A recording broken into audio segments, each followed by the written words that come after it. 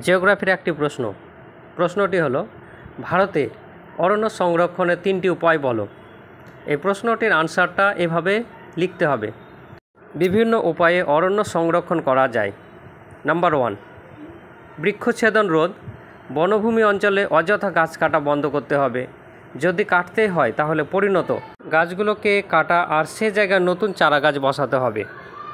এটা first point. Second point, বিকল্প জ্বালানি। মানুষ এখনও জ্বালানির জন্য গাছের কাঠ ব্যবহার করে, এটা বন্ধ করতে হবে। বিকল্প কোনো ব্যবস্থা গ্রহণ করতে হবে। এটা সেকেন্ড পয়েন্ট।